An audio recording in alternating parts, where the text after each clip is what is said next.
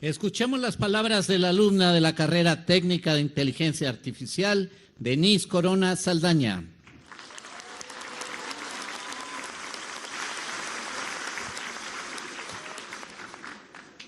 Buenos días a todos y a todos, en especial a nuestra distinguida Presidenta de México, Claudia Sheinbaum Pardo, e integrantes del Presidium. Mi nombre es Denise Corona Saldaña, de la especialidad de Inteligencia Artificial de esta institución. Con agrado, hago uso de la palabra para expresar nuestro afecto y admiración hacia nuestra Presidenta por el respaldo a la educación, que es un tema fundamental para todo tipo de desarrollo. Principalmente, como jóvenes, para nosotros, esto es algo muy bueno. Buscamos el impulso social a través del estudio. Presidenta, el cuerpo directivo, personal docente, administrativo y de apoyo, alumnas y alumnos del Centro de Bachillerato Tecnológico Industrial y de Servicios número 153 de San Pablo del Monte, le agradece su compromiso con la educación pública. Demuestra sensibilidad, visión y responsabilidad social. Gracias por escuchar nuestras necesidades de nuestras comunidades, por invertir en el futuro y creer que la educación es una herramienta más poderosa para transformar realidades. Cuando ingresamos a esta institución, maestros, maestras, nos han inculcado diferentes valores y uno de ellos es la gratitud. Esta virtud, principalmente presente en todo ser humano, garantiza mayores oportunidades, ya que con sus buenas acciones fomenta el reconocimiento de todas y todos. Por tanto, reiteramos nuestro sincero agradecimiento. Desde este espacio, estimada Presidenta, le pedimos no bajar la guardia y mantener vivo el espíritu de la grandeza de México. Por su respaldo, aviva las condiciones para seguir por un buen camino y nos da el ejemplo en busca de ser profesionalistas, con la finalidad de respaldar a nuestro querido país. Gracias.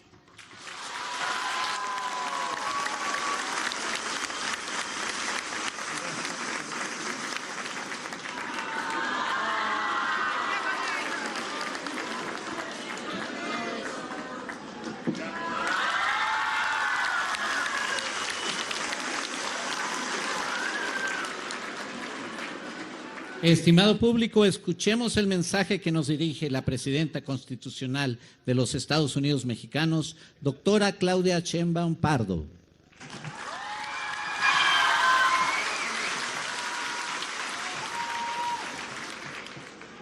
¿Cómo están? Saludo con mucho gusto, cariño a Lorena Cuéllar, nuestra gobernadora de Tlaxcala, una gran gobernadora de este estado, trabajadorcísima, quiere mucho a su pueblo, a su gente y además nos ha acompañado en todo el proceso de transformación. Un aplauso muy grande a Lorena, nuestra gobernadora de Tlaxcala.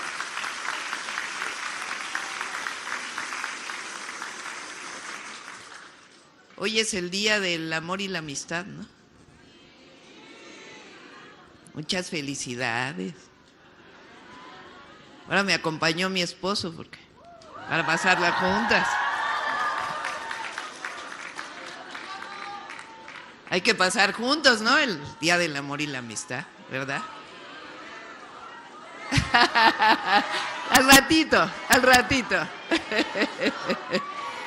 Muchas felicidades a todas y todos. Gracias por destinar este sábado para estar con nosotros. Bueno, hoy estamos aquí porque hay nuevas aulas en este tecnológico, en este bachillerato. Hemos hecho una estrategia para ampliar el número de escuelas en bachillerato, en preparatoria. Resulta que todavía hay muchos jóvenes en México que no tienen espacio para entrar a la prepa, todavía. O les queda muy lejos la preparatoria de su escuela, de su casa, perdón. Hicimos un estudio cuando entramos al gobierno de por qué los jóvenes no entran a la prepa una vez saliendo de la secundaria. Y entonces encontramos dos cosas. Una es que no les gusta la escuela, que cuando entran a la prepa ya tienen la beca, pero no les gusta mucho, o no hay mucha coincidencia entre lo que aprendieron en la secundaria y lo que aprenden en la preparatoria. Y entonces a veces les cuesta trabajo. Y eso no es un problema del estudiante, es un problema del sistema educativo que debe tener continuidad. Y la otra razón es que les quedaba muy lejos de la casa.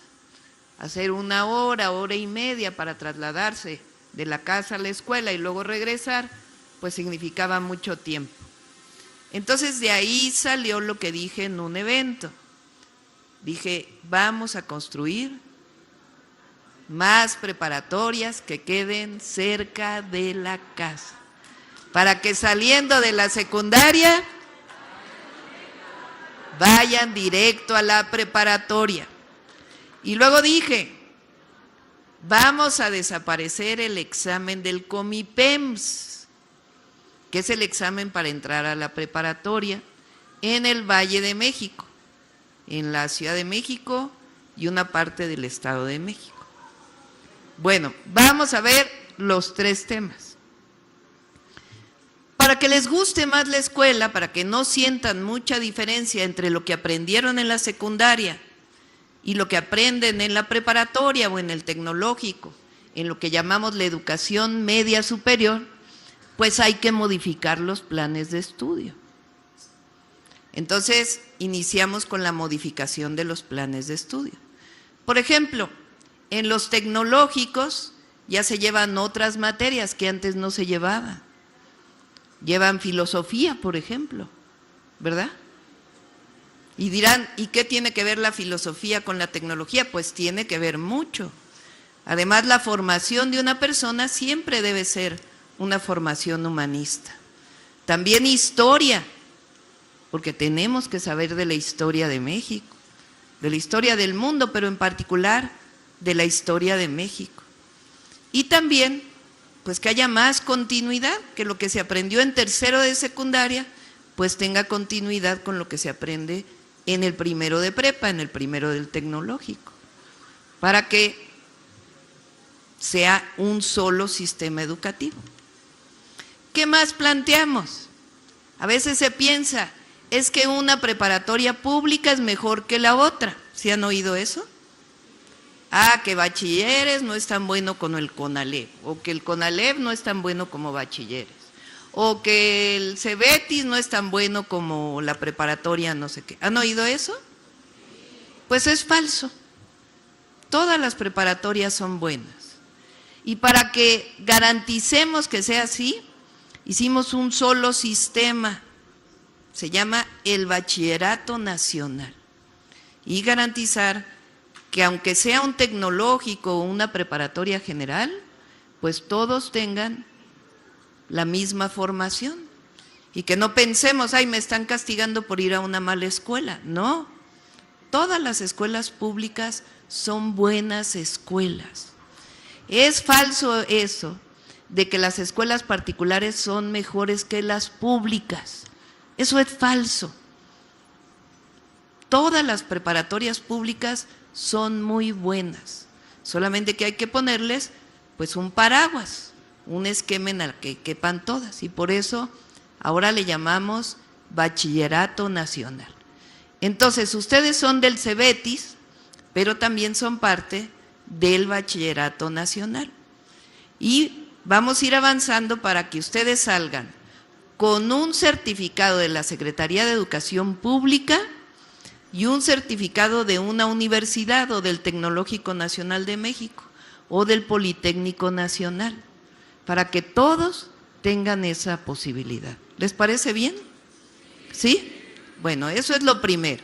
Y que además, eso le falta a Tania, que es la subsecretaria de Educación Media Superior, que haya menos materias.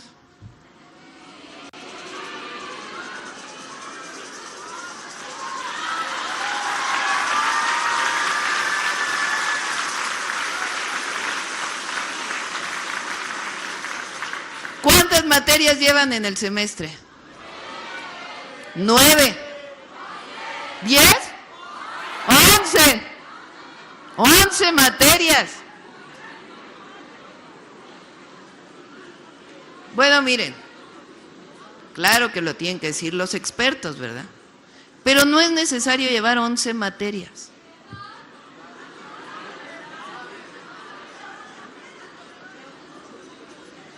Se puede aprender lo mismo con menos materias. ¿Cuántas horas hacen de tarea? A ver, ¿cuántas horas tienen de clase? ¿A qué horas entran a la escuela? A las 7. ¿Y a qué hora salen? ¿A qué hora? A las 3. ¿A qué horas? A las 3. ¿Cuánto tienen de recreo? ¿Cuánto? ¿20 minutos?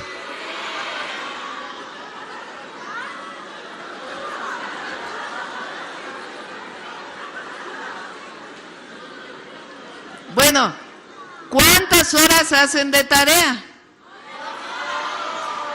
A ver, levanten la mano los que hacen 2 horas de tareas. Bájenla. Los que hacen 3 horas de tarea. Los que hacen 4 horas de tarea. Bueno, 3 o 4. Los que no hacen tarea. No, eso no. Bueno, mi punto de vista es mi punto de vista, porque es que no es necesarias tantas materias para aprender, y que hay que tener un poquito más de recreo.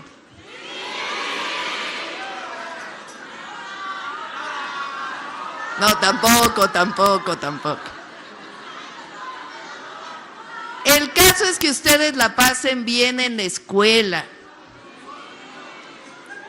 Pero por como le aplaudieron al director, yo creo que sí la pasan bien en esta escuela, ¿verdad? ¡Ah! Hay que pasarla bien en la escuela para que sea un espacio agradable donde se aprenda, pero al mismo tiempo sea un espacio en donde siempre queramos regresar. Siempre queramos regresar. Bueno, todo eso lo estamos haciendo en el Bachillerato Nacional. ¿Con la ayuda de quién? De ustedes, de los estudiantes, de las estudiantes. ¿Con la ayuda de quién más? De las maestras y los maestros. Y con ayuda de las mamás y los papás. Entre todos, mejorar el Bachillerato Nacional, la educación pública. Bueno, eso es lo primero. Lo segundo es hacer más preparatorias que queden cerca de la casa. Entonces, fíjense, es el 2025, hicimos 44,685 nuevos lugares en todo el país.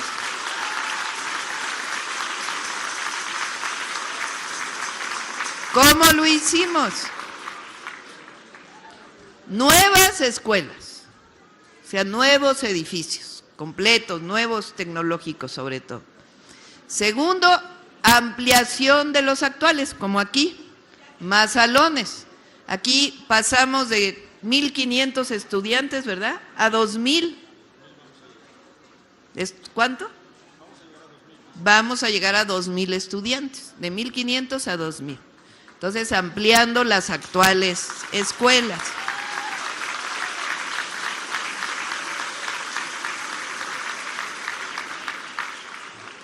La tercera estrategia es haciendo turnos vespertinos en las secundarias, porque la secundaria, muchas de ellas ya son solo turno matutino, entonces quedan vacíos las escuelas en la tarde. Entonces podemos aprovechar esos salones para que ahí se lleve la preparatoria. Entonces, en la mañana es secundaria y en la tarde es la preparatoria. Esas son las 3 estrategias. Ahora agregamos una cuarta estrategia, que son escuelas del bachillerato nacional, que son 3 o 4 salones, como alguna vez se diseñaron los telebachilleratos, pero distinto, porque ya pues como que la tele ya quedó en el pasado, ¿verdad? Y ahora se usa mucho más la computadora y las aplicaciones, todo eso. Entonces, son aulas en donde se va a estudiar la preparatoria, va a tener su aula de cómputo y también se van a llevar actividades culturales y deportivas. Ese es un nuevo modelo. Le llamamos ciberbachillerato o también le vamos a poner bachillerato Margarita Maza, porque este año es dedicado a Margarita Maza. ¿Cuál les gusta más a ustedes? ¿Margarita Maza? ¿No? Bueno, le ponemos los dos. Ciberbachillerato Margarita Maza. A ver, levante la mano quien está de acuerdo con ese nombre para… Bueno, ese es el nuevo modelo que vamos a implementar. Entonces, fíjense, este año teníamos considerado en el 2026 72,915 nuevos lugares. Pero nos reunimos hace poco porque resulta que abrimos una nueva escuela para 500 lugares y se apuntan 1,000. Entonces necesitamos hacer más escuelas. Entonces le dije a Mario y a Tania que este año vamos a aumentar la meta en 32,400 lugares más. De tal manera que al cierre del 2026 vamos a haber juntado 150,000 nuevos lugares en el bachillerato nacional.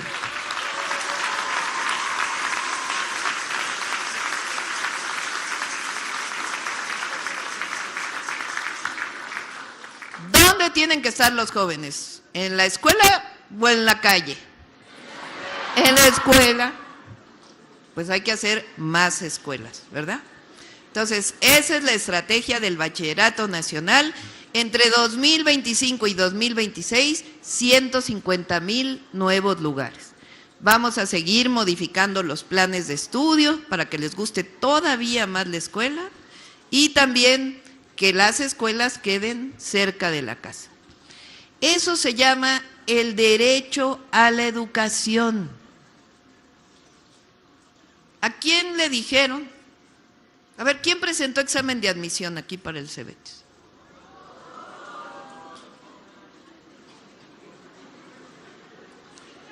Habrá jóvenes que no pasaron, ¿verdad? ¿Y qué les habrán dicho esos jóvenes? Pues que no pasaron el examen de admisión y ya no tenían escuela. ¿Conocen algunos de esos amigos de la secundaria? Pues eso está mal, porque el gobierno tiene que encargarse de que haya suficientes lugares.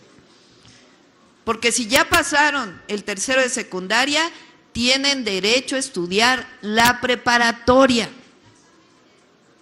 De hecho, ya en la Ciudad de México y el Estado de México ya quitamos el examen de admisión. Ya se orienta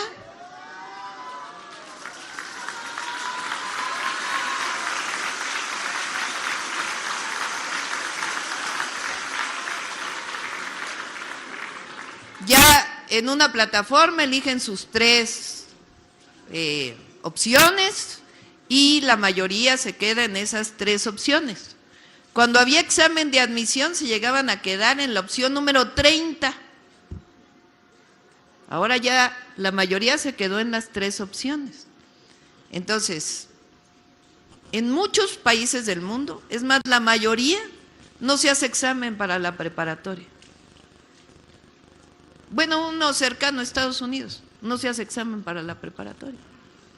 Se va a la preparatoria que quede más cerca de la casa. No porque sea un modelo a seguir Estados Unidos, pero en Europa es igual. Hay suficientes preparatorias. Entonces vamos a ir quitando el examen de admisión a preparatoria para que todos todos entren a la escuela, todos, absolutamente todas y todos.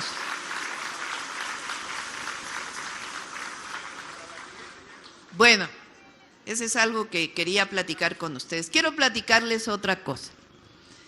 Nosotros formamos parte de algo que llamamos la Cuarta Transformación.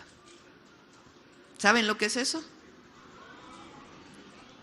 A ver, vamos a ver, les voy a hacer un examen de la historia de México. ¿Qué ocurrió en 1810? La independencia. Bueno, ¿cuándo se consumó la independencia? En 1821. ¿Cómo inició la independencia? ¿Quién dio el grito? Miguel Hidalgo y Costilla. Antes de que fuéramos independientes, ¿qué éramos? Una colonia. ¿Saben lo que es una colonia? Una parte de otro país. ¿De quién éramos colonia? De España. ¿Qué hubo antes de lo que se llama la conquista española? Grandes civilizaciones. Antes de que llegaran los españoles, ¿qué había en nuestro territorio? Pero grandes civilizaciones, a ver, díganme una gran civilización. La tlaxcalteca. Otra. La olmeca es la civilización madre, la primera. ¿Saben hace cuántos años nació la olmeca, más o menos? Hace 3,000 años o un poco más. 3,000 años. ¿Qué otra civilización hay en México? ¿Hubo en México? Todavía hay, obviamente, porque los pueblos originarios. Maya. ¿Qué otra? Tolteca.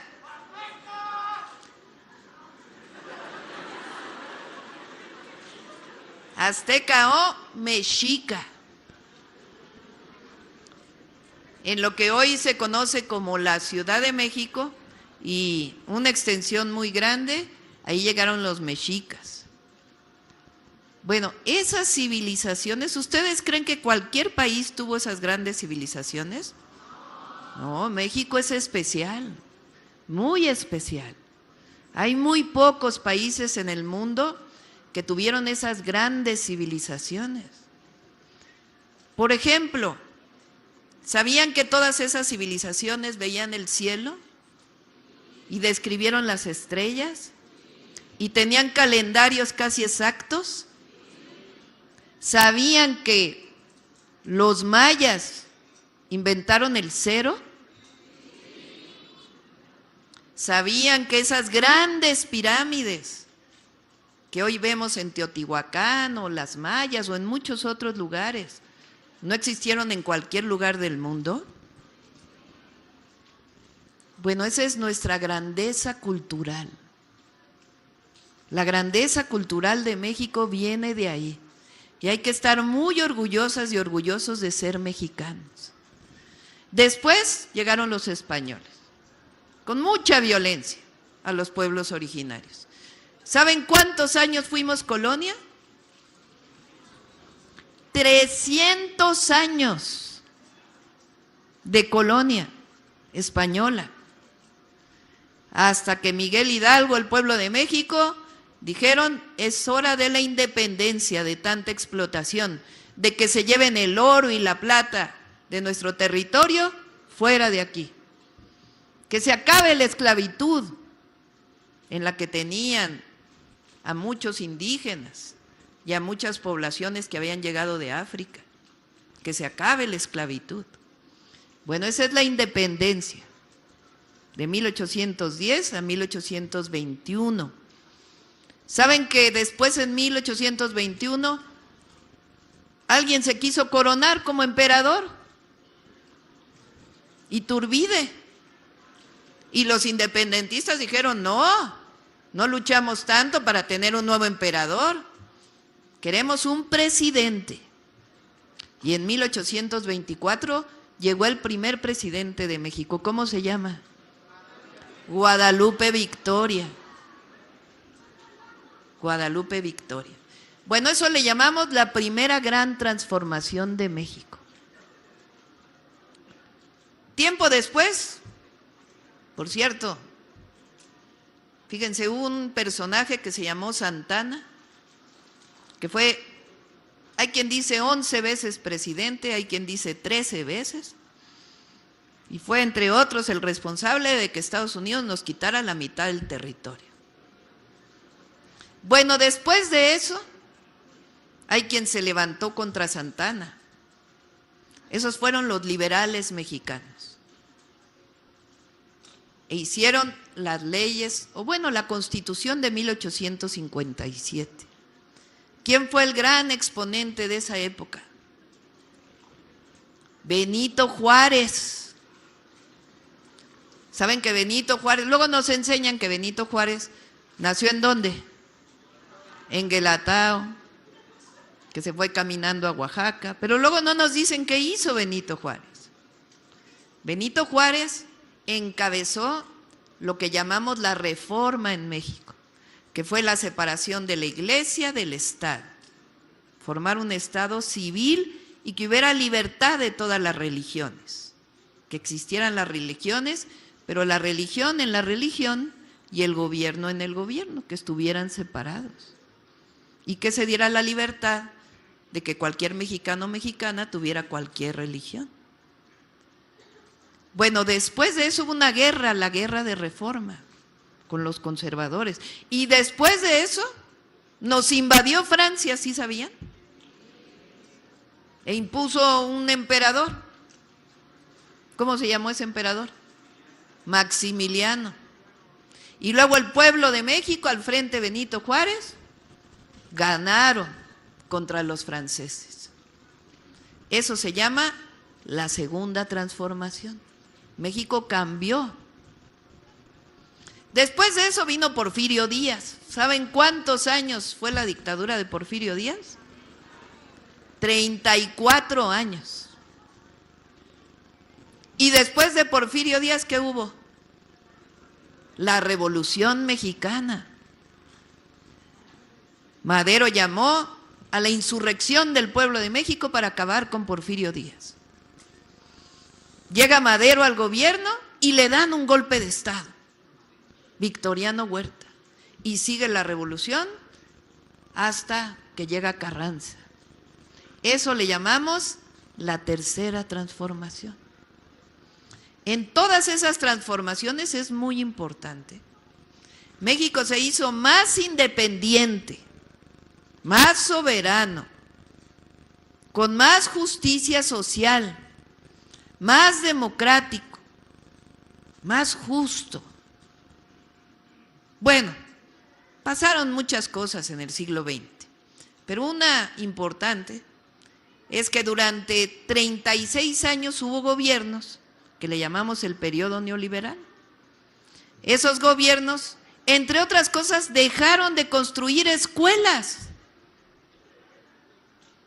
dejaron de construir hospitales, centros de salud, hasta que el pueblo de México en 2018 dijo que inicie la cuarta transformación. Nada más que ahora pacífica. ¿Quién fue el presidente en 2018? ¿Quién ganó? Andrés Manuel López Obrador. Ganó el presidente López Obrador. Y empezaron a cambiar las cosas en el país.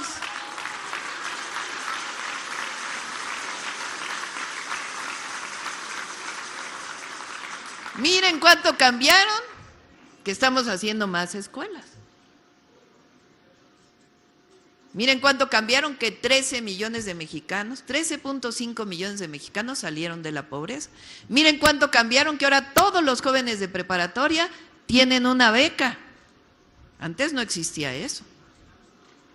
Bueno, en 2024 miren cómo cambiaron las cosas, que el pueblo de México decidió a la primera mujer presidenta en la historia de México.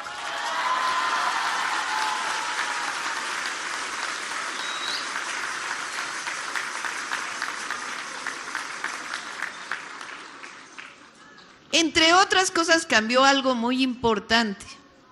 La forma de educar a los jóvenes, los contenidos de la primaria y la secundaria. A eso le llamamos la nueva escuela mexicana y los nuevos libros de texto. Pues les voy a decir, esos libros de texto no van a cambiar y obviamente la nueva escuela mexicana es parte de esta transformación que estamos viviendo. El que haya más escuelas es parte también de esta nueva escuela mexicana. Eso sí, a los libros de texto le vamos a incorporar algo. Las mujeres en la historia.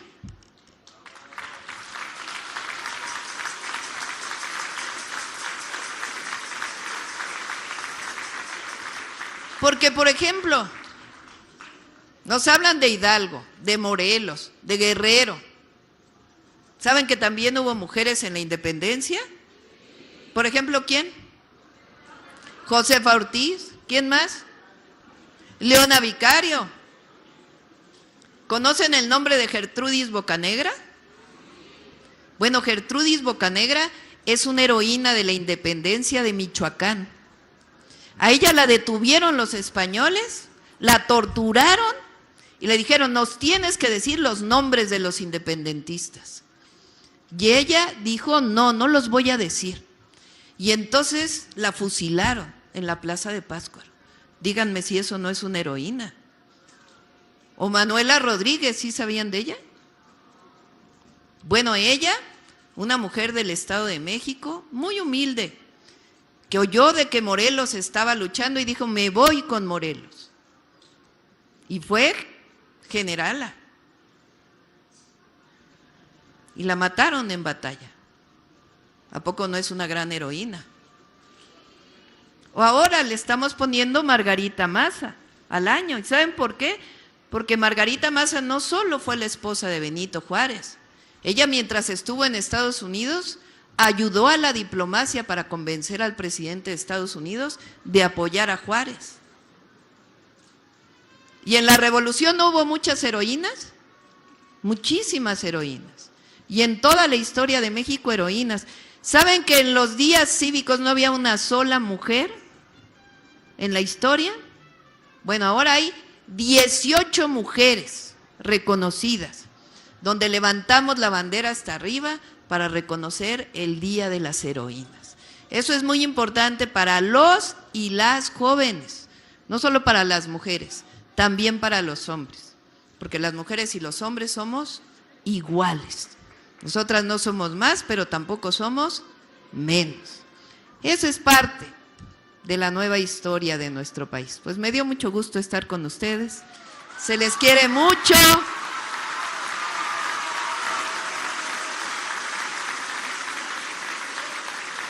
Y para terminar vamos con la cancioncita. 1, 2, 3. Vamos a construir que queden para que saliendo de la secundaria. ¡Bravo! ¡Que viva la educación pública! ¡Que viva Tlaxcala! ¡Que vivan las y los jóvenes mexicanos! ¡Que viva México!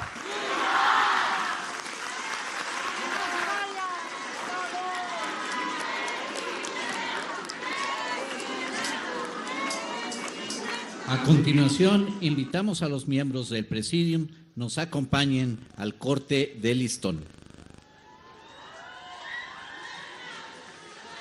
A todos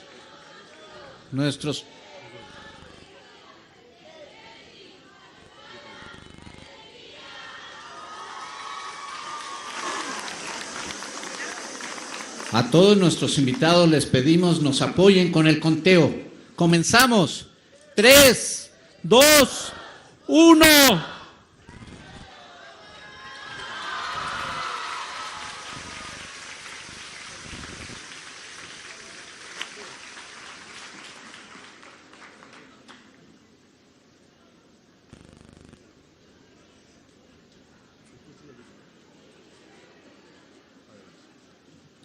Le solicitamos guardar el debido respeto para entonar nuestro himno nacional mexicano.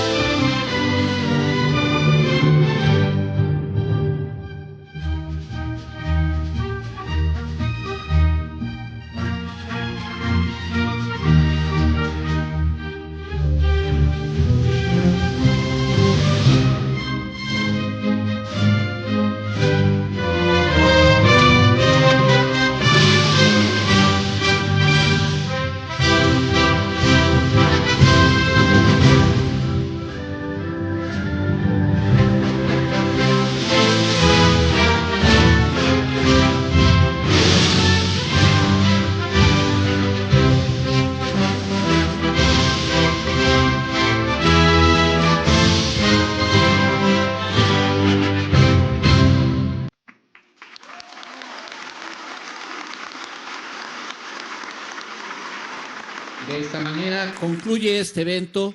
Se despide de ustedes la presidenta de los Estados Unidos mexicanos, doctora Claudia Sheinbaum Pardo. Agradecemos a ustedes su amable asistencia, deseándoles que pasen una excelente tarde.